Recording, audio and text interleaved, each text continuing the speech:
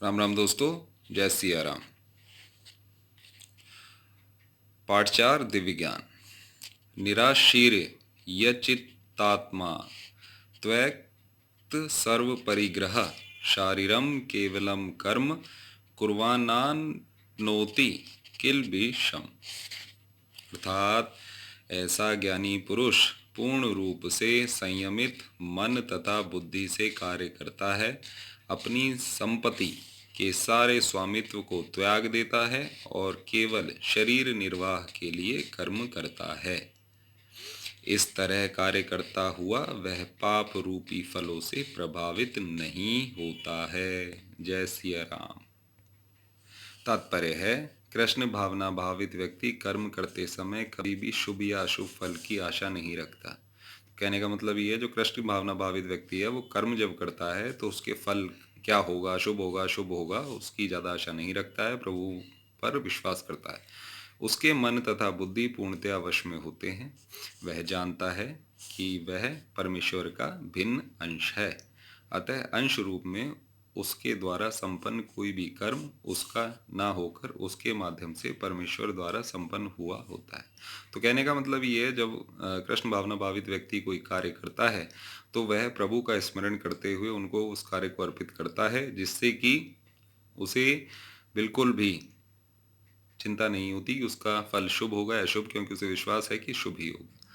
जब हाथ हिलता है तो वह स्वेच्छा से नहीं हिलाता, अपितु सारे शरीर की चेष्टा से हिलता है। कृष्ण भावना भावित व्यक्ति भगवत इच्छा का अनुगामी होता है, क्योंकि उसके निजी इंद्रिय तृप्ति की कोई कामना नहीं होती। तो कृष्ण भावना भावित जो व्यक्ति है उसके मन में स्वयं के लिए कुछ नहीं होता, वो जो भी करता है वो प्रभु को अर्पित करता चलता है। वह यंत्र के एक पुर्जे की भांति हिलता डुलता है। जिस प्रकार रखरखाव के लिए पुर्जे को तेल और सफाई की आवश्यकता पड़ती है, उसी प्रकार कृष्ण भावना भावित व्यक्ति कर्म के द्वारा अपना निर्वाह करता रहता है, जिससे वह भगवान की दिव्य प्रेमा भक्ति करने के लिए ठीक बना रहे। तो कहने का मतलब, सभी कार्य को प्रभु को अर्पित करते चलो और आगे बढ़ते चलो। अतः वह अपने प्रयासों के फलों के प्रति निश्चेष्ट रहता है। पशु के समान ही उसका अपने शरीर पर कोई अधिकार नहीं होता। कभी कभी क्रूर स्वामी अपने अधीन पशु को मार भी डालता है, तो भी पशु विरोध नहीं करता, ना ही उसे कोई स्वाधीनता होती है। आत्म साक्षात्कार में पूर्णतया तत्पर कृष्ण भावना भावित व्यक्ति के पास इतना समय नहीं रहता कि वह अपने पास कोई भौतिक वस्तु रख सके। कहने का मतलब, जो कृष्ण भक्ति में डूबा हुआ है वो अपने लिए कुछ नहीं करता, सब कुछ प्रभु के लिए करता है। अपने जीवन निर्वाह के लिए उसे अनुचित साधनों के द्वारा धन संग्रह करने की आवश्यकता नहीं रहती, और जो कृष्ण भावना भावित व्यक्ति है वो कभी भी अनुचित कार्य करके धन इकट्ठा करने की कोशिश नहीं करता। अतः वह ऐसे भौतिक पापों से कलमशग्रस्त नहीं होता, वह अपने समस्त कर्म फलों से मुक्त रहता है। कहने का मतलब, वो जितने भी कार्य करता है वो कृष्ण प्रभु को अर्पित करता चलता है, जिससे कि उसके कर्मों के फल से वह मुक्त बना रहता है। जय सिया राम। हर हर महादेव, शिव शंभु। यद्रच्छा लाभ संतुष्टो द्वंद्वातीतो विमत्सरः समः सिद्धाव सिद्धो च कृत्वापि न निभ्यते। अर्थात, जो स्वतः होने वाले लाभ से संतुष्ट रहता है, जो द्वंद्व से मुक्त है और ईर्ष्या नहीं करता, जो सफलता तथा असफलता दोनों में स्थिर रहता है, वह कर्म करता हुआ भी कभी बंधता नहीं है। जय सिया राम। कहने का तात्पर्य है, कृष्ण भावना भावित व्यक्ति अपने शरीर निर्वाह के लिए भी अधिक प्रयास नहीं करता।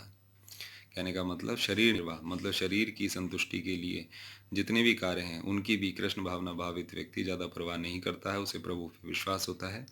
वह अपने आप होने वाले लाभों से संतुष्ट रहता है। वह ना तो मांगता है ना उधार लेता है, किंतु यथा सामर्थ्य वह सच्चाई से कर्म करता है और अपने श्रम से जो प्राप्त हो पाता है उसी से संतुष्ट रहता है।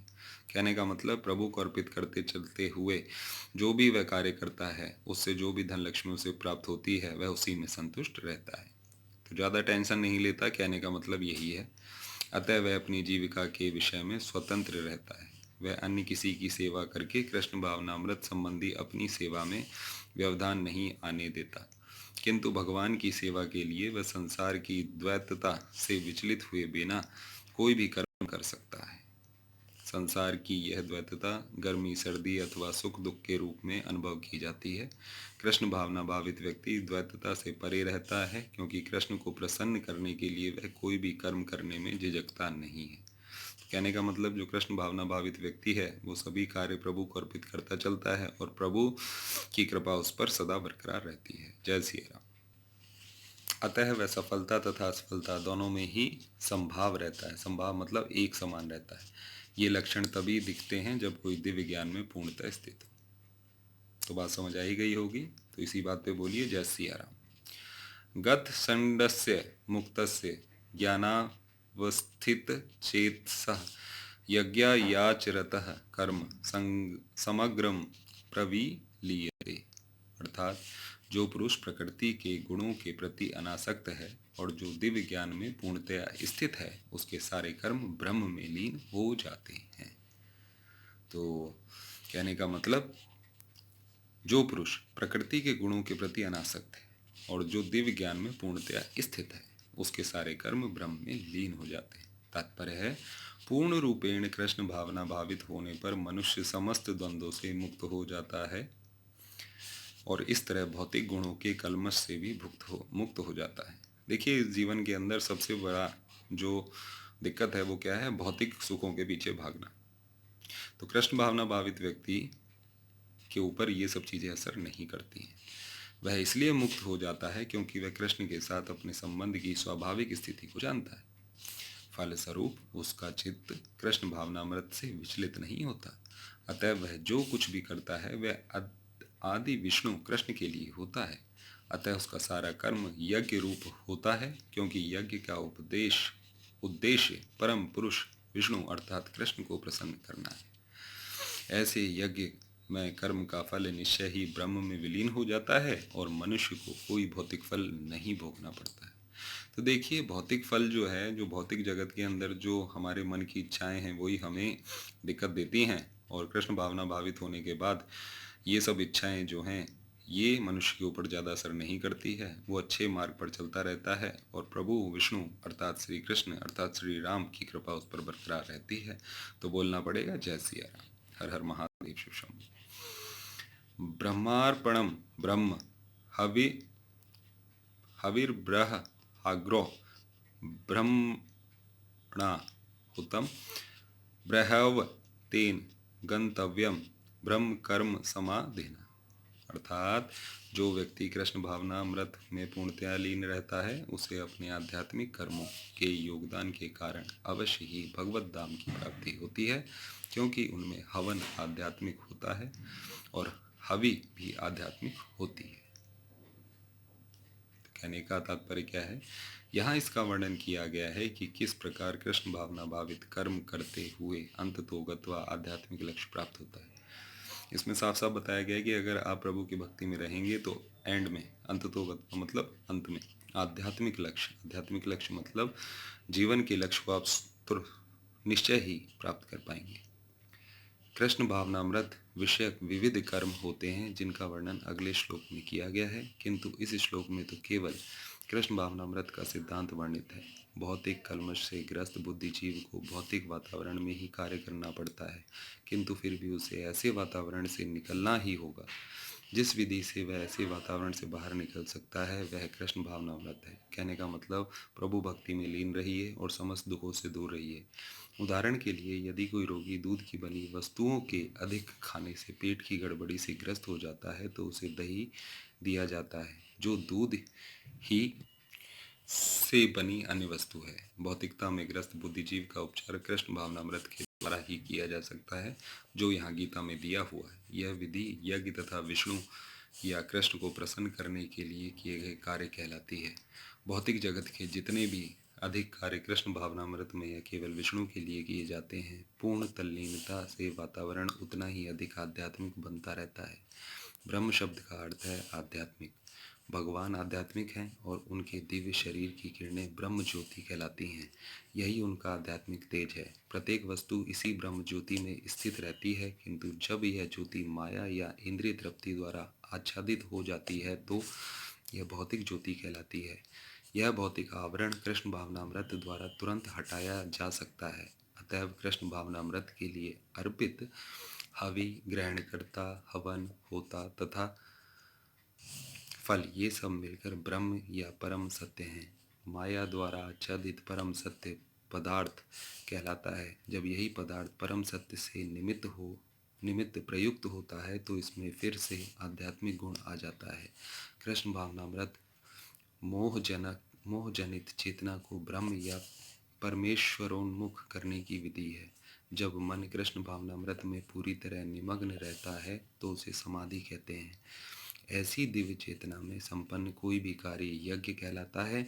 आध्यात्मिक चेतना की ऐसी स्थिति में होता, हवन, अग्नि, यज्ञकर्ता तथा अंतिम फल यह सब परब्रह्म में एकाकार हो जाता है। यही कृष्ण भावनामृत की विधि है। जय सिया राम।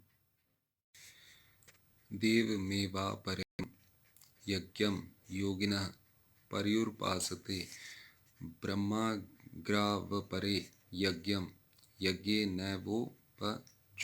अर्थात जो योगी विभिन्न प्रकार के यज्ञों द्वारा देवताओं की भलीभांति पूजा करते हैं और कुछ परब्रह्म रूपी अग्नि में आहुति डालते हैं। कुछ योगी विभिन्न प्रकार के यज्ञों द्वारा देवताओं की भलीभांति पूजा करते हैं और कुछ परब्रह्म रूपी अग्नि में आहुति डालते हैं। तात्पर्य है, जैसा कि पहले कहा जा चुका है कि व्यक्ति कृष्ण भावना भावित होकर अपना कर्म करने में लीन रहता है, वह पूर्ण योगी है। किंतु ऐसे भी मनुष्य हैं जो देवताओं की पूजा करने के लिए यज्ञ करते हैं और कुछ परम ब्रह्म या परमेश्वर के निराकार स्वरूप के लिए यज्ञ करते हैं। देखिए, कुछ तो अपने कर्म को ही कृष्ण भावना अमृत होकर करते हैं और कुछ यज्ञ करते हैं। इस तरह यज्ञ की अनेक कोटियाँ हैं। यज्ञ की भी अलग अलग प्रकार के होते हैं। विभिन्न यज्ञकर्ताओं द्वारा संपन्न यज्ञ की ये कोटियाँ केवल बाह्य वर्गीकरण हैं। ये जो यज्ञ की कोटियाँ हैं ये मनुष्य ने ही बनाई है। कहने का मतलब ये है, वस्तुतः यज्ञ का अर्थ है भगवान विष्णु को प्रसन्न करना और विष्णु को यज्ञ भी कहते हैं। कहने का मतलब वो चाहते ना चाहते हुए भी भगवान विष्णु को ही प्रसन्न कर रहे हैं। कहने का मतलब भगवान विष्णु को यज्ञ के नाम से भी कहा जाता है, ठीक है ना। तो वो यज्ञ कर रहे हैं, मतलब यहाँ भी इनडायरेक्टली उनका जो कर्म है प्रभु के लिए समर्पित हो रहा है। विभिन्न प्रकार के यज्ञों की दो श्रेणियों में रखा जा सकता है। सांसारिक द्रव्यों के लिए यज्ञ, द्रव्य यज्ञ। सांसारिक द्रव्यों के लिए यज्ञ उसे कहते हैं द्रव्य यज्ञ, तथा दिव्य ज्ञान के लिए किए गए यज्ञ ज्ञान यज्ञ। जो कृष्ण भावना भावित हैं उनकी सारी भौतिक संपदा परमेश्वर को प्रसन्न करने के लिए होती है, ठीक है जी। तो जो कृष्ण भावना भावित हैं उनकी जितनी भौतिक संपदा, मतलब जो भी उन्होंने इकट्ठा किया है, वो प्रभु को प्रसन्न करने के लिए करते हैं ये सब चीज़ें। किंतु जो किसी क्षणिक भौतिक सुख की कामना करते हैं वे इंद्र, सूर्य आदि देवताओं को प्रसन्न करने के लिए अपनी भौतिक संपदा की आहुति देते हैं। तो और दो तरीके के सुख हैं, आपको पता ही है। एक है क्षणिक सुख और एक है लॉन्ग टर्म, हमेशा सुखी रहना। तो जो क्षणिक सुख की कामना करते हैं वे इंद्र को प्रसन्न करते हैं, सूर्य आदि देवताओं को प्रसन्न करके कुछ चीज़ें हासिल कर लेते हैं। किंतु अन्य लोग जो निर्विशेषवादी हैं वे निराकार ब्रह्म में अपने स्वरूप को स्वाहा कर देते हैं। देवतागण ऐसी शक्तिमान जीवात्माएं हैं जिन्हें ब्रह्मांड को ऊष्मा प्रदान करने, जल देने तथा प्रकाशित करने जैसे भौतिक कार्यों की देखरेख के लिए परमेश्वर ने नियुक्त किया। परमेश्वर प्रभु ने देवतागण जो हैं वो ऐसी शक्तियां हैं जो ब्रह्मांड के अंदर ऊष्मा, रोशनी, जल तथा प्रकाशित करने जैसे जो भी काम है उनके वो हेड बना रखे हैं। उनके देखरेख, जैसे कंपनी होती है, कंपनी के अंदर विभिन्न डिपार्टमेंट होते हैं, उसी प्रकार प्रभु ने देवता गणों को अलग अलग डिपार्टमेंट दे रखे, ठीक है। ऐसे लोग प्रकाशित करने जैसे भौतिक कार्यों की देखरेख के लिए परमेश्वर ने उन्हें नियुक्त किया है। जो लोग भौतिक लाभ चाहते हैं वे वैदिक अनुष्ठानों के अनुसार वैदिक देवताओं की पूजा करते हैं, विविध देवताओं की पूजा करते हैं। तो जो भौतिक सुख चाहते हैं वो एक तो दुनिया भर के अनुष्ठान करेंगे और उससे विभिन्न देवताओं की पूजा करते रहते हैं। ऐसे लोग बहवीश्वरवादी कहलाते हैं। तो ऐसे लोगों को कहते हैं बहवीश्वरवादी। किंतु जो लोग परम सत्य के निर्गुण स्वरूप की पूजा करते हैं और देवताओं के स्वरूपों को अनित्य मानते हैं वे ब्रह्म की अग्नि में अपने आपकी ही आहुति दे देते हैं और इस प्रकार ब्रह्म के अस्तित्व में अपने अस्तित्व को समाप्त कर देते हैं। ऐसे निर्विशेषवादी परमेश्वर की दिव्य प्रकृति को समझने के लिए दार्शनिक चिंतन में अपना सारा समय लगाते हैं। दूसरे शब्दों में, सकाम कर्मी भौतिक सुख के लिए अपनी भौतिक संपत्ति का यजन करते हैं, किंतु निर्विशेषवादी परब्रह्म में लीन होने के लिए अपनी भौतिक उपाधियों का यजन करते हैं। ठीक है, तो दोनों में डिफरेंस है। कुछ लोग तो भौतिक सुख के लिए करते हैं और कुछ लोग मन के सुख के लिए करते हैं। निर्विशेषवादी के लिए यज्ञाग्नि ही परब्रह्म है, जिसमें आत्मस्वरूप का विलय ही आहुति है। किंतु अर्जुन जैसा कृष्ण भावना भावित व्यक्ति कृष्ण को प्रसन्न करने के लिए सर्वस्व अर्पित कर देता है, इस तरह उसकी सारी भौतिक संपत्ति के साथ साथ आत्मस्वरूप भी कृष्ण के लिए अर्पित हो जाता है। वह परम योगी है, किंतु उसका पृथक स्वरूप नष्ट नहीं होता। तो कहना पड़ेगा जय सिया राम। श्रोतादीनिद्रयाण्यन्ते संयमाग्निषु जुहति शब्दादीन विषयान्य इंद्रियाग्निषु जुहति।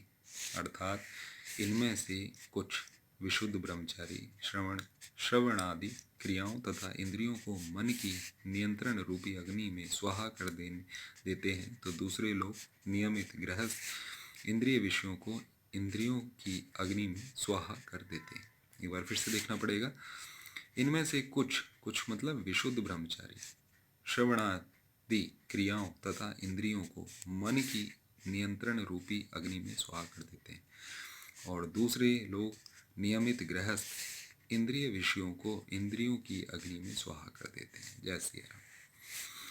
तात्पर्य है, मानव जीवन के चारों आश्रमों के सदस्य, तो मानव जीवन के 4 आश्रम हैं जो हैं ब्रह्मचारी, गृहस्थ, वानप्रस्थ तथा सन्यासी, पूर्ण योगी बनने के निमित्त हैं। मानव जीवन पशुओं की भांति इंद्रिय तृप्ति के लिए नहीं बना है। अतएव मानव जीवन के चारों आश्रम इस प्रकार व्यवस्थित हैं कि मनुष्य आध्यात्मिक जीवन में पूर्णतया प्राप्त कर सके। ब्रह्मचारी या शिष्यगण प्रामाणिक गुरु की देखरेख में इंद्रिय तृप्ति से दूर रहकर मन को वश में करते हैं। तो ब्रह्मचारी मतलब जब वो बचपन में पढ़ाई कर रहे हैं तो वो किसी गुरु के देखरेख में इंद्रिय तृप्ति से दूर रहते हैं और मन को वश में करते हैं। वे कृष्ण भावनामृत से संबंधित शब्दों को ही सुनते हैं। श्रवण ज्ञान का मूलाधार है, सुनना ज्ञान का मूलाधार है। जब तक सुनोगे नहीं तो जानोगे क्या। अतः शुद्ध ब्रह्मचारी सदैव हरे नामानुकीर्तनम अर्थात भगवान के यश के कीर्तन तथा श्रवण में ही लगा रहता है। ठीक है, वह सांसारिक शब्द ध्वनियों से दूर रहता है और उसकी श्रवणेंद्रियां हरे कृष्ण की आध्यात्मिक ध्वनि को सुनने में ही लगी रहती हैं। ठीक है, इसी प्रकार से गृहस्थ भी, जिन्हें इंद्रिय तृप्ति की सीमित छूट है, बड़े ही संयम से इन कार्यों को पूरा करते हैं। यौन जीवन, मादक द्रव्य सेवन और मांसाहार मानव जीवन की सामान्य प्रवृत्तियां हैं, किंतु संयमित गृहस्थ कभी भी यौन जीवन तथा अन्य इंद्रिय तृप्ति के कार्यों में अनियंत्रित रूप से प्रवृत्त नहीं होता। अनियंत्रित मतलब देखो, यौन सुख भी है और इंद्रिय तृप्तियों के कार्य और भी हैं, लेकिन वो अनियंत्रित नहीं होते हैं। ठीक है, इसी उद्देश्य से प्रत्येक सभ्य मानव समाज में धर्म विवाह का प्रचलन है। यह संयमित अनासक्त यौन जीवन भी एक प्रकार का यज्ञ है। संयमित अनासक्त मतलब संयम में, क्योंकि संयमित गृहस्थ उच्चतर दिव्य जीवन के लिए अपनी इंद्रिय तृप्ति की प्रवृत्ति की आहुति कर देता है। क्योंकि संयमित गृहस्थ जो है उच्चतर दिव्य जीवन के लिए और अच्छा जीवन के लिए अपनी इंद्रिय तृप्ति, तो यौन जीवन में इंद्रिय तृप्ति की प्रवृत्ति जो है उसकी भी आहुति कर दी जाती है, लेकिन संयमित। और वो आहुति क्या है? संयमित रहना। तो आप बात समझ ही गए होंगे, अनियंत्रित नहीं, संयमित। जय सिया राम। हर हर महादेव। सर्वाणींद्रिय कर्माणि प्राण कर्माणि चापरे आत्म संयम योगाग्रो जुहुति ज्ञान दीपिते। अर्थात दूसरे जो मन तथा इंद्रियों को वश में करके आत्म साक्षात्कार करना चाहते हैं, संपूर्ण इंद्रियों तथा प्राणवायु के कार्यों को संयमित रूप मन रूपी अग्नि में आहुति कर देते हैं। एक बार फिर से देखना पड़ेगा और बोलना पड़ेगा जय सिया राम। दूसरे जो मन तथा इंद्रियों को वश में करके आत्म साक्षात्कार करना चाहते हैं, संपूर्ण इंद्रियों तथा प्राणवायु के कार्यों को संयमित मन रूपी अग्नि में आहुति कर देते हैं। तात्पर्य है, यहाँ पर पतंजलि द्वारा सूत्रबद्ध योग पद्धति का निर्देश है। पतंजलि कृत योग सूत्र में आत्मा को प्रत्यगात्मा तथा परागात्मा कहा गया है। जब तक जीवात्मा इंद्रिय भोग में आसक्त रहता है तब तक वह परागात्मा कहलाता है। कहने का मतलब, जब भी कोई आत्मा इंद्रिय भोग में सुख ढूंढती रहती है वह परागात्मा कहलाती है, और ज्यों ही वह इंद्रिय भोग से विरत हो जाता है तो प्रत्यागात्मा कहलाने लगता है।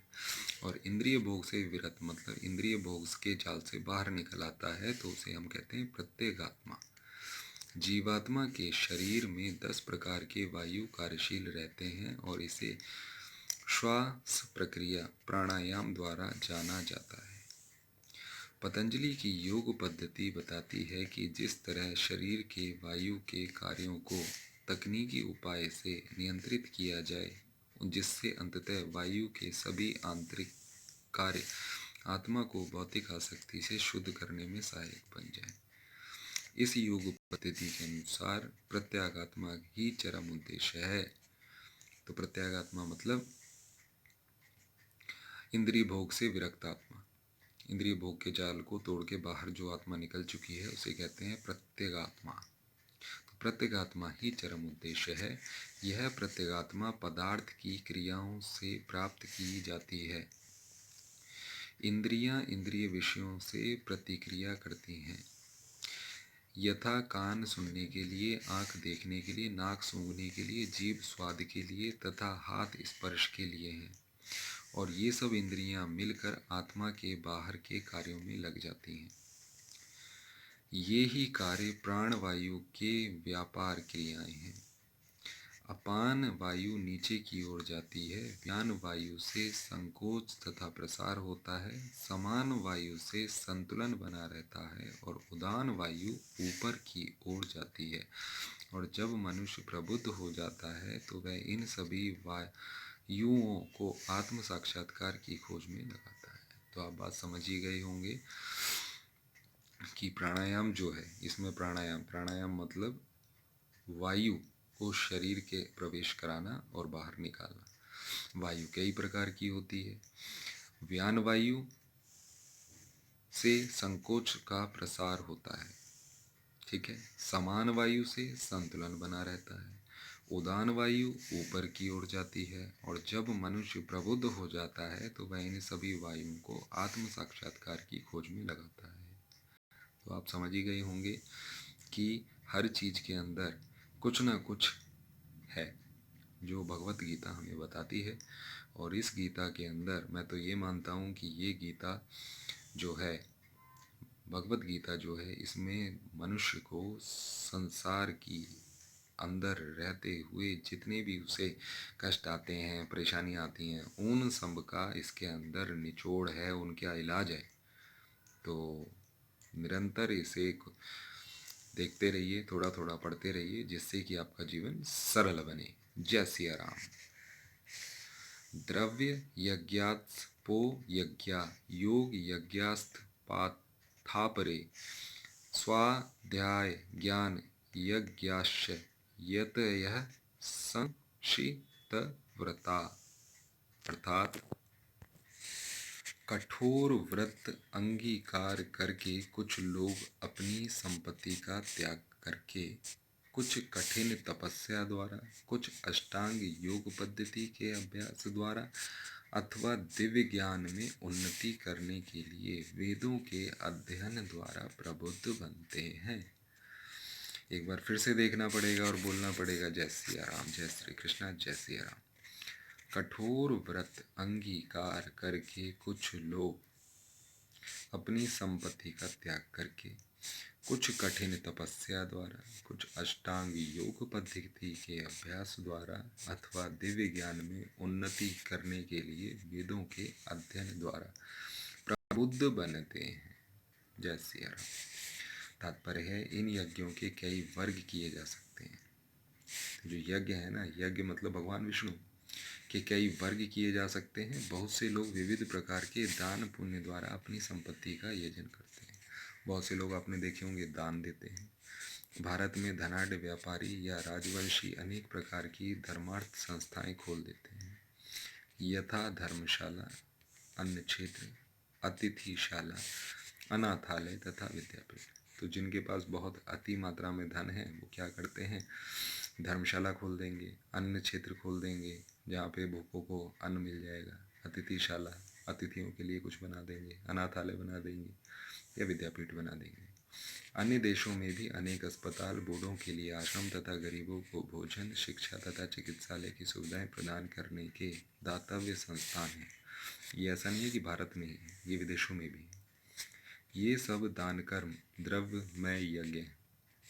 दान करना भी एक द्रव्यमय यज्ञ है। द्रव्य इसलिए क्योंकि इसके अंदर हम कुछ ना कुछ, इन्हें हम द्रव्य ही कहते हैं, ठीक है ना, कि भाई किसी को भोजन करा रहे हैं, किसी ने प्याऊ खोल दी है या किसी ने कुछ नेकी का काम कर दिया है, ठीक है। अन्य लोग जीवन में उन्नति करने अथवा उच्च लोकों में जाने के लिए चंद्रायण तथा चातुर्मास जैसी विविध तप करते हैं। चातुर्मास का आपने सुना होगा, चातुर्मास में बहुत सी चीज़ों को कुछ लोग छोड़ देते हैं, वो भी एक तरीके का तप है। इन विधियों के अंतर्गत कतिपय कठोर नियमों के अधीन कठिन व्रत करने होते हैं, ठीक है ना। उदाहरणार्थ चातुर्मास व्रत रखने वाला वर्ष के 4 मासों में जुलाई से अक्टूबर तक बाल नहीं कटाता, ना ही कतिपय खाद्य वस्तुएं खाता है और ना दिन में 2 बार खाता है। वह निवास स्थान छोड़कर कहीं जाता है, वह निवास स्थान छोड़कर नहीं जाता है। जीवन के सुखों का ऐसा परित्याग तपोमय यज्ञ कहलाता है। तो ये भी एक प्रकार का यज्ञ है। कुछ लोग ऐसे भी हैं जो अनेक योग पद्धतियों का अनुसरण करते हैं तथा पतंजलि पद्धति ब्रह्म में तदाकार होने के लिए अथवा हठ योग या अष्टांग योग विशेष सिद्धियों के लिए कुछ लोग समस्त तीर्थ स्थानों की यात्रा करते हैं, तो कुछ लोग तीर्थ स्थानों की भी यात्रा करते हैं। ये सारे अनुष्ठान योग यज्ञ कहलाते हैं। ये सब हैं क्या, ये हैं योग यज्ञ जो भौतिक जगत में किसी सिद्धि विशेष के लिए किए जाते हैं। कुछ लोग ऐसे हैं जो विभिन्न वैदिक साहित्य तथा उपनिषद तथा वेदांत सूत्र या सांख्य दर्शन के अध्ययन में अपना ध्यान लगाते हैं, तो ये भी एक तरीके का यज्ञ है। इसे स्वाध्याय यज्ञ कहा जाता है। ये सारे योगी विभिन्न प्रकार के यज्ञों में लगे रहते हैं और उच्च जीवन की तलाश में रहते हैं, किंतु कृष्ण भावनामृत इनसे पृथक है क्योंकि यह परमेश्वर की प्रत्यक्ष सेवा है।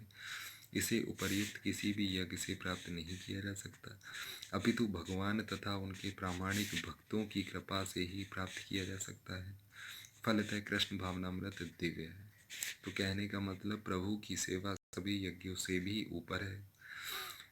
देखिए सीधी सी बात है, किसी इंसान को अपनी मंजिल तक पहुंचने के लिए कुछ लोग अलग अलग प्रकार के, हर एक बंदा अपना अलग अलग तरीके से रास्ता निकालेगा। कोई कैसे ही जाएगा, कोई कैसे ही जाएगा, कोई कैसे ही जाएगा। लेकिन बताया गया है कि जितने भी यज्ञ हैं उन सब से ऊपर है कृष्ण भावनामृत। यही है दिव्य। तो प्रभु की सेवा में लगे रहिए और जीवन को सरल बनाते रहिए, कठिनाइयों को दूर करते रहिए और आगे बढ़ते रहिए। जय सिया राम, हर हर महादेव। ओम नमः शिवाय।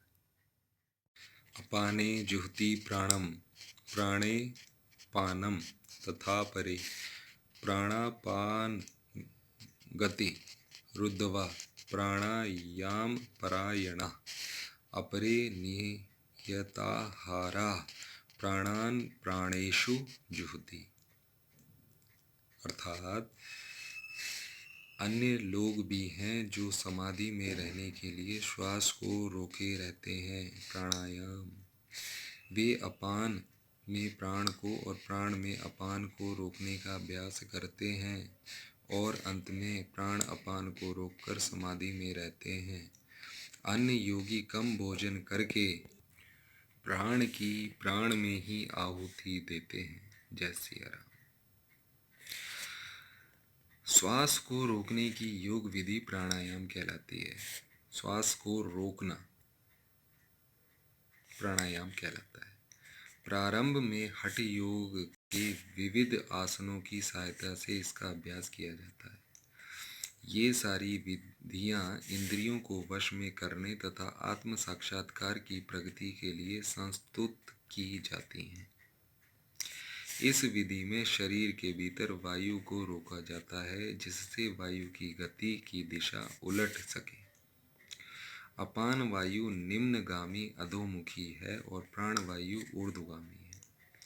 देखिए, प्राणायाम बहुत से लोग करते हैं। प्राणायाम के अंदर क्या होता है, हम श्वास लेते हैं शरीर के अंदर, उसे कुछ समय रोकते हैं और फिर उसे बाहर निकालते हैं। ठीक है जी। तो अपान वायु जो है वो निम्नगामी है और प्राण वायु ऊर्ध्वगामी है। प्राणायाम में योगी विपरीत दिशा में श्वास लेने का तब तक अभ्यास करता है जब तक दोनों वायु उदासीन होकर पूरक अर्थात सम नहीं हो जाते। जब अपान वायु को प्राण वायु में अर्पित कर दिया जाता है तो इसे रेचक कहते हैं। जब प्राण तथा अपान वायु को पूर्णतया रोक दिया जाता है तो इसे कुंभक योग कहते हैं। कुंभक योगाभ्यास द्वारा मनुष्य आत्म सिद्धि के लिए जीवन अवधि बढ़ा सकता है। तो कहने का मतलब कुंभक योगाभ्यास क्या है, जब प्राण तथा अपान वायु को पूर्णतया रोक दिया जाता है तो इसे कुंभक योग कहते हैं।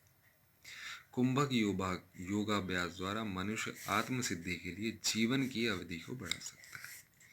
बुद्धिमान योगी एक ही जीवन काल में सिद्धि प्राप्त करने का इच्छुक रहता है, वह दूसरे जीवन की प्रतीक्षा नहीं करता। कुंभक योग के अभ्यास से योगी जीवन अवधि को अनेक वर्षों के लिए बढ़ा सकता है, किंतु भगवान की दिव्य प्रेमा भक्ति में स्थित रहने के कारण कृष्ण भावना भावित मनुष्य स्वतः इंद्रियों का नियंता जितेंद्रिय बन जाता है। उसकी इंद्रियां कृष्ण की सेवा में तत्पर रहने के कारण अन्य किसी कार्य में प्रवृत्त होने का अवसर ही नहीं पाती। फलतः जीवन के अंत में उसे स्वतः भगवान कृष्ण के दिव्य पद पर स्थानांतरित कर दिया जाता है। कहने का मतलब बहुत ज़्यादा जो मेहनत करते हैं, एक तो वो लोग हैं और एक है कृष्ण भावना भावित, अतः वह दीर्घ जीवी बनने का प्रयत्न नहीं करता, वह तुरंत मोक्ष पद को प्राप्त कर लेता है, जैसा कि भगवत गीता में कहा गया है। मां च योग व्यभिचारेण भक्ति योगेन सेवते स गुणांस मति यत्यान ब्रह्म भूयाय कल्पते। अर्थात जो व्यक्ति भगवान की निश्चल भक्ति में प्रवृत्त होता है वह प्रकृति के गुणों को लांघ जाता है और तुरंत आध्यात्मिक पद को प्राप्त होता है। जय श्री कृष्ण। कृष्ण भावना भावित व्यक्ति दिव्य अवस्था से प्रारंभ करता है और निरंतर उसी चेतना में रहता है। ठीक है जी। अतः उसका पतन नहीं होता और अंततः वह भगवत धाम को जाता है। कृष्ण प्रसादम को ही खाते रहने से स्वतः कम खाने की आदत पड़ जाती है। इंद्रिय निग्रह के मामले में कम भोजन करना अल्पाहार अत्यंत लाभप्रद होता है और इंद्रिय निग्रह के बिना भवबंधन से निकल पाना संभव नहीं होता। तो कम खाना सबसे अच्छा रहता है, इससे इंद्रियां जो हैं वो जल्दी वश में होती हैं और इंद्रिय निग्रह के बिना भवबंधन से निकल पाना संभव नहीं होता। ठीक है जी। तो इसी बात पे कहना पड़ेगा जय सिया राम। सर्वे यज्ञते यज्ञ विदो यज्ञ पक्षित कलमशा यज्ञ शिष्टा व्रत भुजो यान्ति ब्रह्म सनातनम।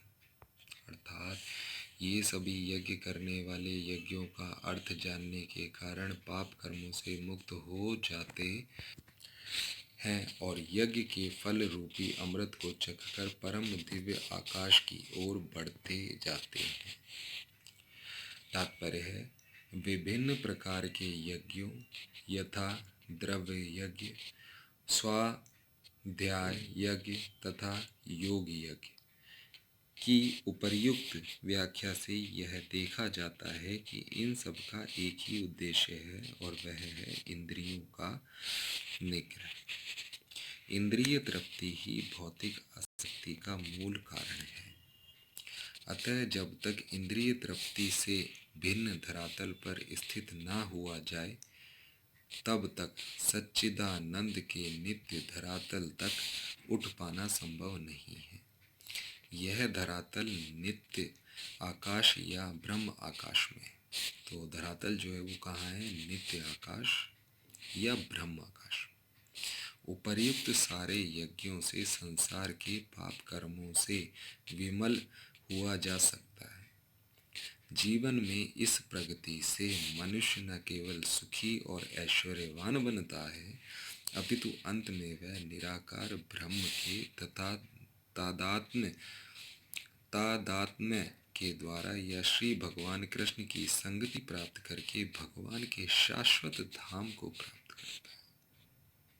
ठीक है जी। तो ये है जीवन का सच। कैसे आप आगे बढ़ेंगे आपने जाना, इसी बात पे कहना पड़ेगा। जय सिया राम, जय श्री कृष्ण।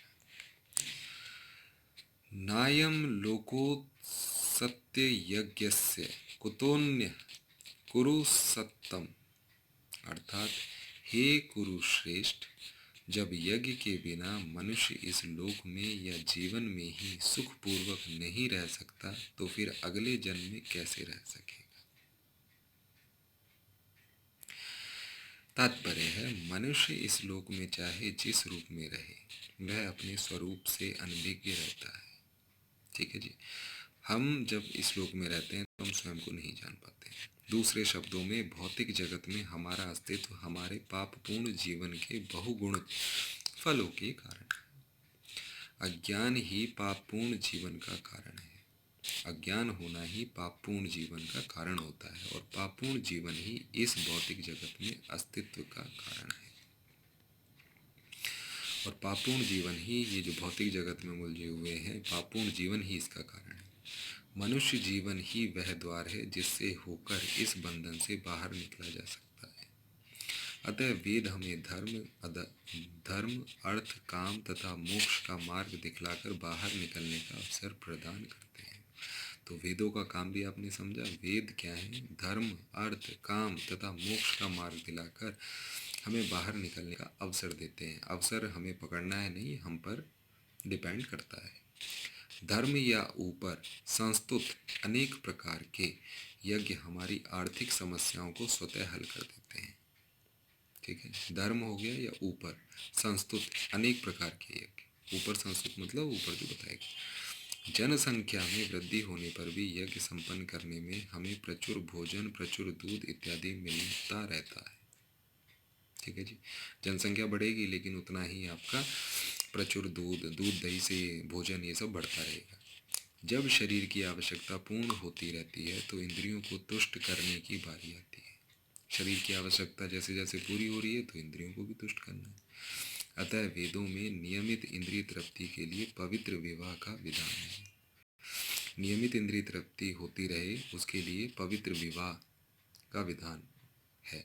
इस प्रकार मनुष्य भौतिक बंधन से क्रमशः छूटकर उच्च पद की ओर अग्रसर होता है और मुक्त जीवन की पूर्णता परमेश्वर का सानिध्य प्राप्त करने में यह पूर्णता यज्ञ संपन्न करके प्राप्त की जाती है, जैसा कि पहले बताया जा चुका है। फिर भी यदि कोई व्यक्ति वेदों के अनुसार यज्ञ करने के लिए तत्पर नहीं होता तो वह इस शरीर में सुखी जीवन की कैसे आशा कर सकता है। ठीक है जी। तो फिर दूसरे लोक में दूसरे शरीर से सुखी जीवन की आशा तो व्यर्थ ही है। ठीक है।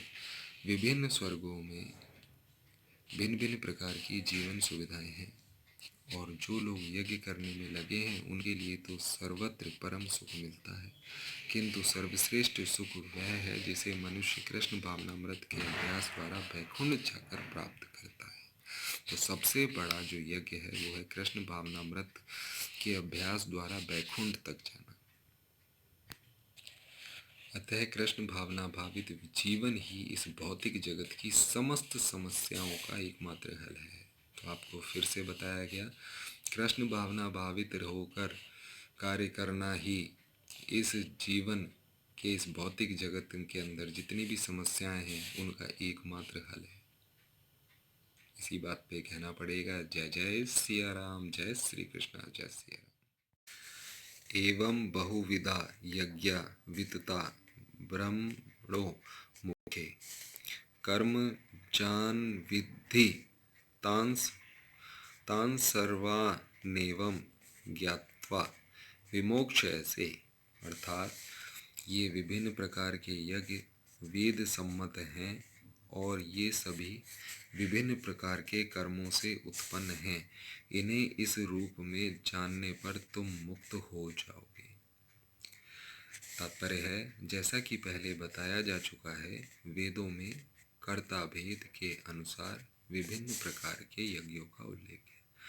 वेदों में कर्ता भेद के अनुसार विभिन्न प्रकार के यज्ञों का उल्लेख है। चूंकि लोग देहात्म बुद्धि में लीन हैं, अतः इन यज्ञों की व्यवस्था इस प्रकार की गई है कि मनुष्य उन्हें अपने शरीर, मन अथवा बुद्धि के अनुसार संपन्न कर सके।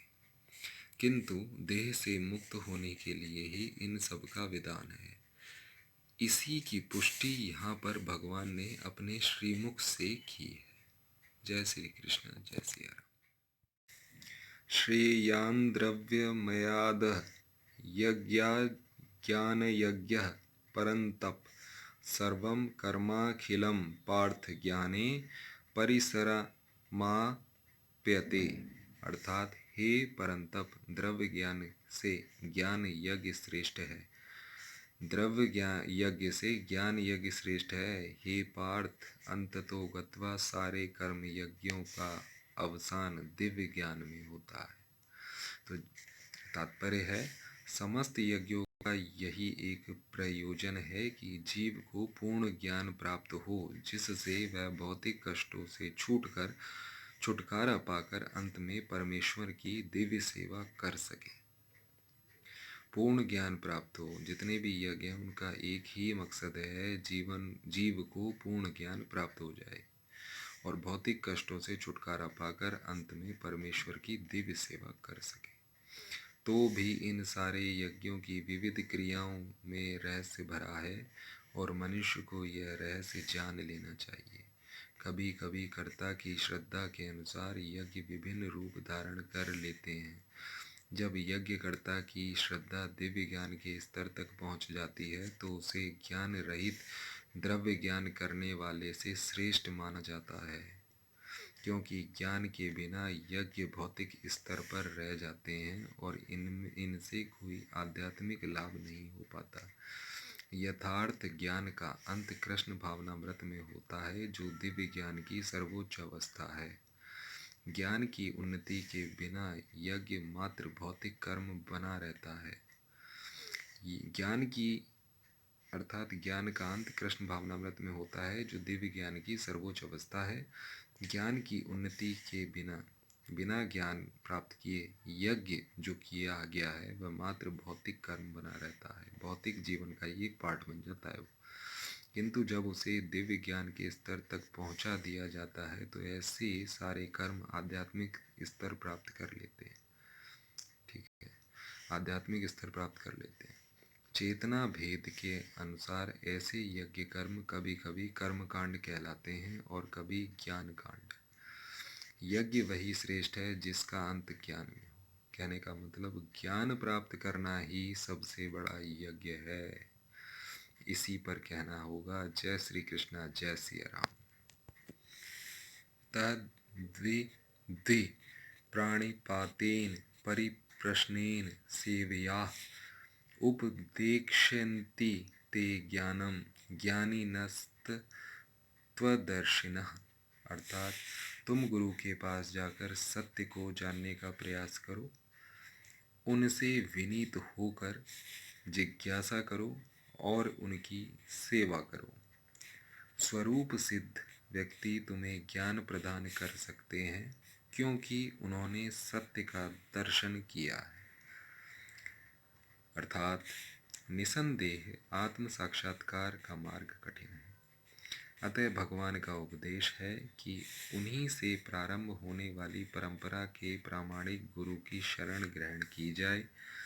इस परंपरा के सिद्धांत का पालन किए बिना कोई प्रामाणिक गुरु नहीं बन सकता। भगवान आदि गुरु हैं, अतः गुरु परंपरा का ही व्यक्ति अपने शिष्य को भगवान का संदेश प्रदान कर सकता है। कोई अपनी निजी विधि का निर्माण करके स्वरूप सिद्ध नहीं बन सकता, जैसा कि आजकल के मूर्ख पाखंडी करने लगे हैं। भागवत का कथन है, धर्म तो साक्षात भगवत प्रणीतम। धर्म पद का निर्माण स्वयं भगवान ने किया है। अतएव मनोधर्म या शुष्क तर्क से सही पद प्राप्त नहीं हो सकता। ना ही ज्ञान ग्रंथों के स्वतंत्र अध्ययन से ही कोई आध्यात्मिक जीवन में उन्नति कर सकता है। ज्ञान प्राप्ति के लिए उसे प्रामाणिक गुरु की शरण में जाना ही होगा। ऐसे गुरु को पूर्ण समर्पण करके ही स्वीकार करना चाहिए और अहंकार रहित होकर दास की भांति गुरु की सेवा करनी चाहिए। स्वरूप सिद्ध गुरु की प्रसन्नता ही आध्यात्मिक जीवन की प्रगति का रहस्य है। स्वरूप सिद्ध गुरु की प्रसन्नता ही मतलब अपने गुरु की प्रसन्नता ही आध्यात्मिक जीवन की प्रगति का एकमात्र रहस्य है जी। जिज्ञासा और विनीत भाव के मेल से आध्यात्मिक ज्ञान प्राप्त होता है। सबसे पहले तो जानने की इच्छा होनी चाहिए और विनीत भाव मतलब भाव गलत ना हो।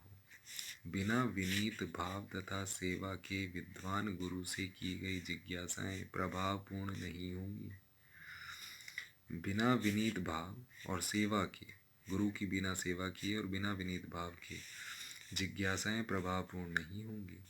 शिष्य को गुरु परीक्षा में उत्तीर्ण होना चाहिए और जब गुरु शिष्य में वास्तविक इच्छा देखता है तो स्वतः ही शिष्य को आध्यात्मिक ज्ञान का आशीर्वाद देता है। ठीक है, तो गुरु बिना गुरु के ज्ञान प्राप्त नहीं होता है। इस श्लोक में अंधानुगमन तथा निरर्थक जिज्ञासा इन दोनों की भर्त्सना की गई है। शिष्य न केवल गुरु से विनीत होकर सुने, अपितु विनीत भाव तथा सेवा और जिज्ञासा द्वारा गुरु से स्पष्ट ज्ञान प्राप्त करे। प्रामाणिक गुरु भगवा स्वभाव से शिष्य के प्रति दयालु होता है। अतः यदि शिष्य विनीत हो और सेवा में तत्पर रहे तो ज्ञान और जिज्ञासा का विनिमय पूर्ण हो जाता है। तो कहना पड़ेगा जय सिया राम, हर हर महादेव शंभो, ओम नमः शिवाय, जय श्री कृष्ण। यज्ञ ज्ञात्वा न पुनर्मोहमेवं यास्यसि पांडव, येन भूतान्य शेण दृश्यस्यात्मन्यथो मयि। अर्थात स्वरूप सिद्ध व्यक्ति से वास्तविक ज्ञान प्राप्त कर चुनने पर तुम पुनः कभी ऐसे मोह को प्राप्त नहीं होगे, क्योंकि इस ज्ञान के द्वारा तुम देख सकोगे कि सभी जीव परमात्मा के अंश स्वरूप हैं, अर्थात वे सब मेरे हैं। तात्पर्य है, स्वरूप सिद्धि व्यक्ति के ज्ञान प्राप्त होने का परिणाम यह होता है कि यह पता चल जाता है कि सारे जीव भगवान श्री कृष्ण के भिन्न अंश हैं। कृष्ण के पृथक अस्तित्व का भाव माया, माँ मतलब नहीं या मतलब यह कहलाती है। कुछ लोग सोचते हैं कि हमें कृष्ण से क्या लेना देना है, वे तो केवल महान ऐतिहासिक पुरुष हैं और परब्रह्म तो निराकार है। वस्तुतः जैसे कि भगवत गीता में कहा गया है, यह निराकार ब्रह्म कृष्ण या व्यक्तिगत तेज है। कृष्ण भगवान के रूप में प्रत्येक वस्तु के कारण है। ब्रह्म संहिता में स्पष्ट कहा गया है कि कृष्ण श्री भगवान हैं और सभी कारणों के कारण हैं। यहाँ तक कि लाखों अवतार उनके विभिन्न विस्तार ही हैं।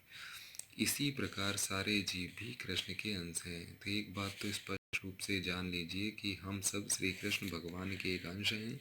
सभी जीव श्री कृष्ण भगवान के एक अंश हैं। मायावादियों की यह मिथ्या धारणा है कि कृष्ण अपने अनेक अंशों में अपनी निजी पृथक अस्तित्व को मिटा देते हैं। यह विचार सर्वथा भौतिक है। भौतिक जगत में हमारा अनुरोध है कि यह किसी वस्तु का विखंडन किया जाए तो उसका मूल स्वरूप नष्ट हो जाता है, किंतु मायावादी यह नहीं समझ पाते कि परम का अर्थ है कि एक और एक मिलकर एक ही होता है और एक में से एक घटाने पर भी एक बचता है। पर ब्रह्म का यही स्वरूप है। ब्रह्म विद्या का पर्याप्त ज्ञान न होने के कारण हम माया से आवृत हैं। इसलिए हम अपने को कृष्ण से पृथक सोचते हैं। यद्यपि हम कृष्ण के भिन्न अंश हैं, किंतु तो भी हम उनसे भिन्न नहीं हैं। जीवों का शारीरिक अंतर माया है अथवा वास्तविक सत्य नहीं है। हम सभी कृष्ण को प्रसन्न करने के निमित्त हैं। केवल माया के कारण ही अर्जुन ने सोचा कि उसके स्वजनों से उसका क्षणिक शारीरिक संबंध कृष्ण के शाश्वत आध्यात्मिक संबंधों से अधिक महत्वपूर्ण है। गीता का संपूर्ण उपदेश इसी ओर लक्षित है कि कृष्ण का नित्य दास होने के कारण जीव उनसे पृथक नहीं हो सकता। कृष्ण से अपने को विलग मानना ही माया कहलाती है। हाँ, तो माया क्या है? इसका उत्तर ये है कि भाई माया में पड़ा हुआ जो इंसान है वो अपने को श्री कृष्ण से अलग मानता है। पर ब्रह्म के भिन्न अंश के रूप में जीवों को एक विशिष्ट उद्देश्य पूरा करना होता है। उस उद्देश्य को भुलाने के कारण ही वे अनादिकाल से मानव, पशु, देवता आदि देहों में स्थित हैं। ऐसे शारीरिक अंतर भगवान की दिव्य सेवा के विस्मरण से जनित हैं, किंतु जब कोई कृष्ण भावनामृत के माध्यम से दिव्य सेवा में लग जाता है तो वह इस माया से तुरंत मुक्त हो जाता है। ऐसा ज्ञान केवल प्रामाणिक गुरु से ही प्राप्त हो सकता है और इस तरह वह इस भ्रम को दूर कर सकता है कि जीव कृष्ण के तुल्य है।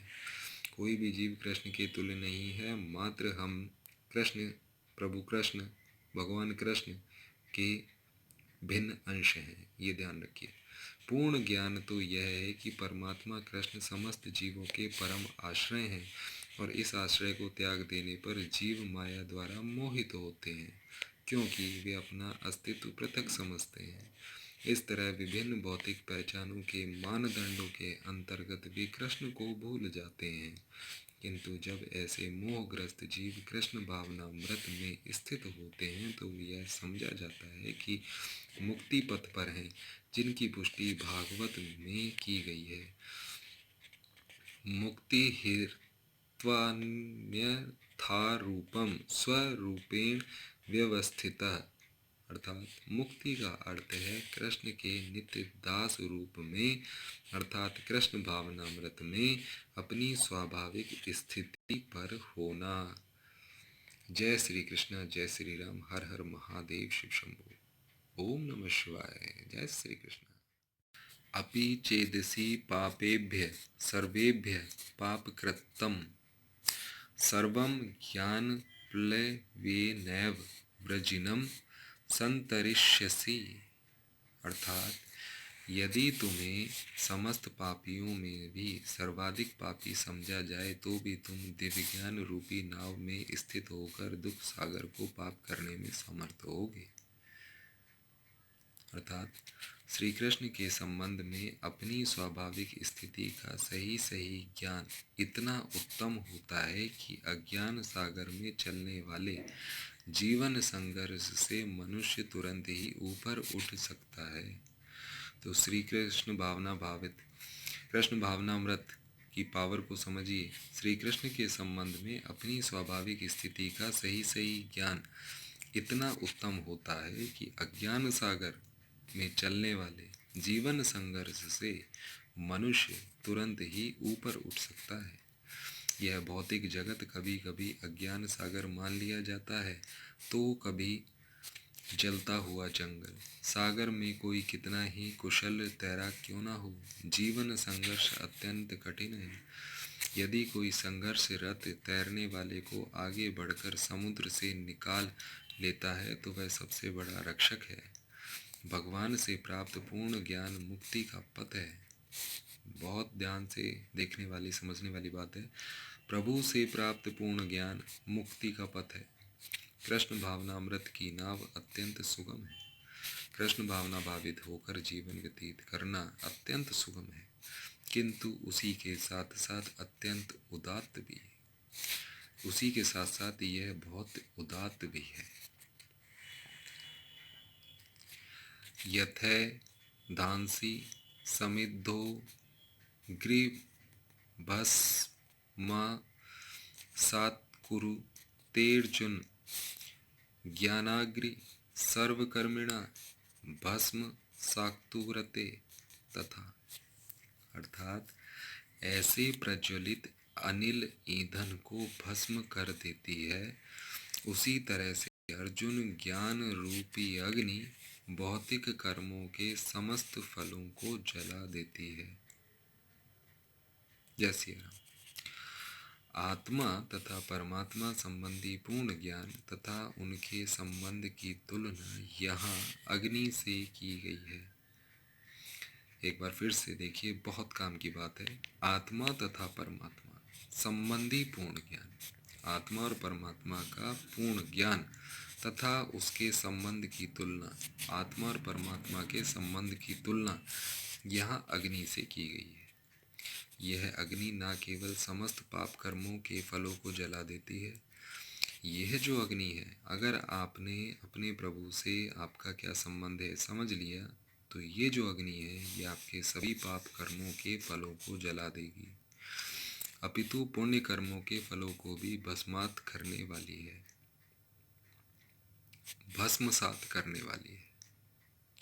कर्म फल की कई अवस्थाएं हैं, शुभारंभ, बीज, संचित आदि, किंतु जीव को स्वरूप का ज्ञान होने पर सब कुछ भस्म हो जाता है, चाहे वह पूर्ववर्ती हो या परवर्ती। वेदों में अर्थात बृहदारण्य उपनिषद में कहा गया है, उभय उभय वैश एते तरत मृत साध्व साधुनी।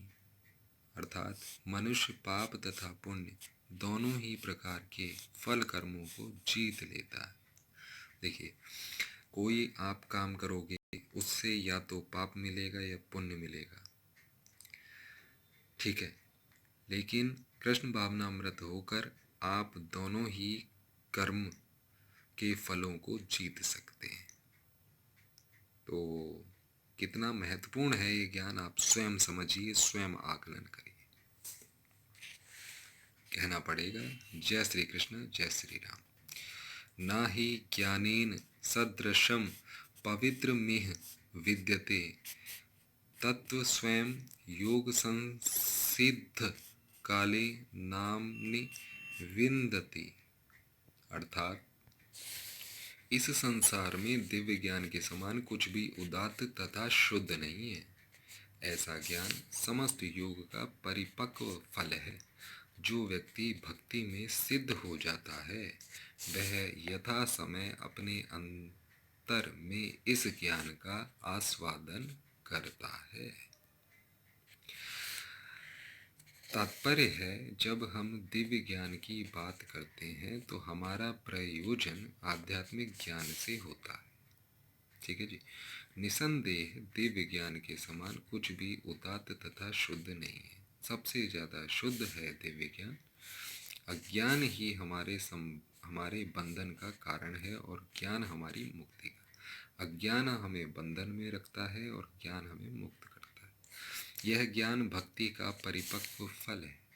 जब कोई दिव्य ज्ञान की अवस्था प्राप्त कर लेता है तो उसे अन्यत्र शांति खोजने की आवश्यकता नहीं रहती। जिसने दिव्य ज्ञान को अर्जित किया, उसे शांति कहीं और ढूंढने की जरूरत नहीं है, क्योंकि वह मन ही मन शांति का आनंद लेता रहता है। दूसरे शब्दों में, ज्ञान तथा शांति का पर्यवसान कृष्ण भावनामृत में होता है। भगवत गीता के संदेश की यही चरम परिणति है। जय श्री कृष्ण, जय श्री राम, हर हर महादेव, शिव शंभो। श्रद्धा वाल्भते ज्ञानम तत्पर संयतेन्द्रिय ज्ञानम लब्ध्वा पराम शांतिम चिरेणाधिगच्छति। अर्थात जो श्रद्धालु दिव्य ज्ञान में समर्पित हैं और जिसने इंद्रियों को वश में कर लिया है, वह इस ज्ञान को प्राप्त करने का अधिकारी है और इसे प्राप्त करते ही वह तुरंत आध्यात्मिक शांति को प्राप्त होता है। तात्पर्य है, श्री कृष्ण में दृढ़ विश्वास रखने वाला व्यक्ति ही इस तरह का कृष्ण भावना भावित ज्ञान प्राप्त कर सकता है। वही पुरुष श्रद्धावान कहलाता है जो यह सोचता है कि कृष्ण भावना भावित होकर कर्म करने से वह परम सिद्धि प्राप्त कर सकता है। यह श्रद्धा भक्ति के द्वारा तथा हरे कृष्ण कृष्ण कृष्ण हरे हरे, हरे राम राम राम हरे हरे मंत्र के जवाब द्वारा प्राप्त की जाती है, क्योंकि इससे हृदय की सारी भौतिक मलिनता दूर हो जाती है। इसके अतिरिक्त मनुष्य को चाहिए कि अपनी इंद्रियों पर संयम रखे। जो व्यक्ति कृष्ण के प्रति श्रद्धावान है और इंद्रियों को संयमित रखता है, वह शीघ्र ही कृष्ण भावनामृत के ज्ञान में पूर्णता प्राप्त करता है। तो जय श्री कृष्ण, जय श्री राम, हर हर महादेव, शिव शंभो। अज्ञ श्रद्धांश्च संशयात्मा विनश्यति, नायं लोकोस्ति न परो न सुखम संशयात्मनः। अर्थात किंतु जो अज्ञानी तथा श्रद्धा विहीन व्यक्ति शास्त्रों में संदेह करते हैं, वे भगवद भावनामृत नहीं प्राप्त करते, अपितु नीचे गिर जाते हैं। संशय आत्मा के लिए ना तो इस लोक में ना ही परलोक में कोई सुख है। तात्पर्य है, भगवद गीता सभी प्रामाणिक एवं मान्य शास्त्रों में सर्वोत्तम है। जो लोग पशु तुल्य हैं, उनमें ना तो प्रामाणिक शास्त्रों के प्रति कोई श्रद्धा है और ना उनका ज्ञान होता है, और कुछ लोगों को यद्यपि उनका ज्ञान होता है और उनमें से वे उद्धरण देते रहते हैं, किंतु उनमें वास्तविक विश्वास नहीं करते। यहाँ तक कि कुछ लोग जिनमें भगवत गीता जैसे शास्त्रों में श्रद्धा होती भी है, फिर भी वे ना तो भगवान कृष्ण में विश्वास करते हैं ना उनकी पूजा करते हैं। ऐसे लोगों को कृष्ण भावनामृत का कोई ज्ञान नहीं होता, वे नीचे गिरते हैं। उपर्युक्त सभी कोटि के व्यक्तियों में जो श्रद्धालु नहीं हैं और सदैव संशयग्रस्त रहते हैं, वे तनिक भी उन्नति नहीं कर पाते। जो लोग ईश्वर तथा उनके वचनों में श्रद्धा नहीं रखते, उन्हें ना तो इस संसार में और ना भावी लोक में कुछ हाथ लगता है। उनके लिए किसी भी प्रकार का सुख नहीं है। अतः मनुष्य को चाहिए कि श्रद्धा भाव से शास्त्रों के सिद्धांतों का पालन करे और ज्ञान प्राप्त करे। इसी ज्ञान से मनुष्य आध्यात्मिक अनुभूति के दिव्य पद तक पहुंच सकता है। दूसरे शब्दों में, आध्यात्मिक उत्थान में संशयग्रस्त मनुष्य को कोई स्थान नहीं मिलता। अतः मनुष्य को चाहिए कि परंपरा से चले आ रहे महान आचार्यों के पद चिन्हों का अनुसरण करे और सफलता प्राप्त करे। जय श्री राम, हर हर महादेव। योग संन्यस्त कर्माणम ज्ञान सच्चिन्न संशयमः आत्मवंतम न कर्माणि निबंधन्ति धनंजय। अर्थात जो लोग अपने कर्म फलों का परित्याग करते हुए भक्ति करता है और जिसके संशय दिव्य ज्ञान द्वारा विनिष्ट हो चुके हैं, वही वास्तव में आत्मपरायण है। हे धनंजय, वह कर्मों के बंधन से नहीं बंधता। जय सिया राम बोलना पड़ेगा और एक बार फिर से देखते हैं। जो व्यक्ति अपने कर्म फलों का परित्याग करते हुए भक्ति करता है और जिसके संशय दिव्य ज्ञान द्वारा विनिष्ट हो चुके होते हैं, वही वास्तव में आत्मपरायण है। हे धनंजय, वह कर्मों के बंधन से नहीं बंधता। तात्पर्य है, जो मनुष्य भगवत गीता की शिक्षा का उसी रूप में पालन करता है जिस रूप में भगवान कृष्ण ने दी थी, तो वह दिव्य ज्ञान की कृपा से समस्त संशयों से मुक्त हो जाता है। पूर्णतः कृष्ण भावना भावित होने के कारण उसे श्री भगवान के अंश रूप में अपने स्वरूप का ज्ञान पहले ही हो जाता है। अतएव निसंदेह वह कर्म बंधन से मुक्त है। जय सिया राम। तस्माद् ज्ञान संभूतम हृतस्थम ज्ञानासीनात्मनः चित्वैनं संशयम योगमतिष्ठोत्तिष्ठ भारत। अर्थात अतएव तुम्हारे हृदय में अज्ञान के कारण जो संशय उठे हैं उन्हें ज्ञान रूपी शस्त्र से काट डालो। हे भारत, तुम योग से समन्वित होकर खड़े हो और युद्ध करो। तात्पर्य है, इस अध्याय में जिस योग पद्धति का उपदेश हुआ है वह सनातन योग कहलाती है। इस योग में दो तरह के यज्ञ कर्म किए जाते हैं, एक तो द्रव्य का यज्ञ और दूसरा आत्मज्ञान यज्ञ जो विशुद्ध आध्यात्मिक कर्म है। यदि आत्म साक्षात्कार के लिए द्रव्य यज्ञ नहीं किया जाता तो ऐसा यज्ञ भौतिक बन जाता है, किंतु जब कोई आध्यात्मिक उद्देश्य या भक्ति से ऐसा यज्ञ करता है तो वह पूर्ण यज्ञ होता है। आध्यात्मिक क्रियाएं भी दो प्रकार की होती हैं, आत्मबोध अर्थात या अपने स्वरूप को समझना तथा श्री भगवान विषयक सत्य जो भगवत गीता के मार्ग का पालन करता है। वह ज्ञान की इन दोनों श्रेणियों को समझ सकता है। उसके लिए भगवान के अंश स्वरूप आत्मज्ञान को प्राप्त करने में कोई कठिनाई नहीं होती है। ऐसा ज्ञान लाभप्रद है क्योंकि मेरा व्यक्ति भगवान के दिव्य कार्यकलापों को समझ सकता है। ऐसा ज्ञान लाभप्रद है क्योंकि ऐसा व्यक्ति भगवान के दिव्य कार्यकलापों को समझ सकता है। इस अध्याय के प्रारंभ में स्वयं भगवान ने अपने दिव्य कार्यकलापों का वर्णन किया है। जो व्यक्ति गीता के उपदेशों को नहीं समझता वह श्रद्धाविहीन है, और जो भगवान द्वारा उपदेश देने पर भी भगवान के सच्चिदानंद स्वरूप को नहीं समझ पाता तो यह समझना चाहिए कि वह निपट मूर्ख है। कृष्ण भावनामृत के सिद्धांतों को स्वीकार करके अज्ञान को क्रमशः दूर किया जा सकता है। यह कृष्ण भावनामृत विविध देव यज्ञ, ब्रह्म यज्ञ, ब्रह्मचर्य यज्ञ, गृहस्थ यज्ञ, इंद्रिय संयम यज्ञ, योग साधना यज्ञ, तपस्या यज्ञ, द्रव्य यज्ञ, स्वाध्याय यज्ञ तथा वर्णाश्रम धर्म में भाग लेकर जागृत किया जा सकता है। ये सब यज्ञ कहलाते हैं और ये सब नियमित कर्म पर आधारित हैं, किंतु इन सब कार्यकलापों के भीतर सबसे महत्वपूर्ण कारक आत्म साक्षात्कार है। जो इस उद्देश्य को खोज लेता है वही भगवद गीता का वास्तविक पाठक है, किंतु जो कृष्ण को प्रमाण नहीं मानता वह नीचे गिर जाता है। अतः मनुष्य को चाहिए कि वह सेवा तथा समर्पण समेत किसी प्रामाणिक गुरु के निर्देशन में भगवत गीता या अन्य किसी शास्त्र का अध्ययन करे।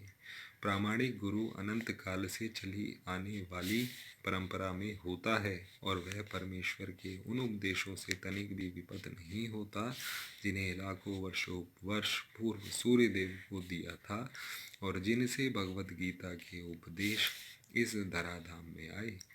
अतः गीता में ही व्यक्त भगवत गीता के पथ का अनुसरण करना चाहिए और उन लोगों से सावधान रहना चाहिए जो आत्मश्लाघा वश अन्यों को वास्तविक पथ से विपथ करते रहते हैं।